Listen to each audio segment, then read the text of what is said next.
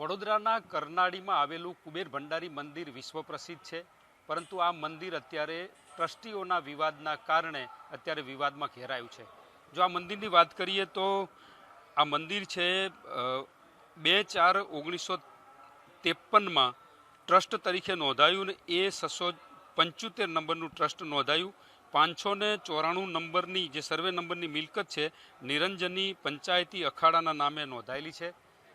ત્યારબાદ આ જ ટ્રસ્ટમાં જે 1953માં અન્ય એક ટ્રસ્ટ નોંધાયું એ 686 અને 88 survey number Someshwar Kubereshwar trust તરીકે નોંધાયું.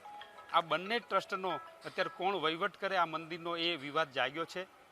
જે અત્યાર સુધી 28 વર્ષથી જે કુબેરેશ્વર સોમેશ્વર ટ્રસ્ટ જે એનો વહીવટ કરતું હતું, પરંતુ હવે નિરંજની અખાડાના જે મહંત છે નંદગીરી મહારાજ, એમને આ સમગ્ર વહીવટ અત્યારે લીધો છે અને એના કારણે આ મંદિર અત્યારે વિવાદમાં છે. 2 દિવસ પહેલાં જ આના જે ટ્રસ્ટી છે પરિંદુ ભગત, એમને ટ્રસ્ટી પદેથી રાજીનામું પણ આપી દીધું છે અને એના કારણે આખો મામલો ગરમાયો છે. અત્યારે એકેય પક્ષે કોઈ પણ બોલવા તૈયાર નથી. ચેરિટી કમિશનરમાં સમગ્ર મામલો છે. ચેરિટી કમિશનરે છેલ્લા 3 મહિનાથી અહીંની દાનપેટીઓ પણ ખોલવામાં નથી આવી, એટલે સતત વિવાદમાં ઘેરાઈ રહ્યું છે.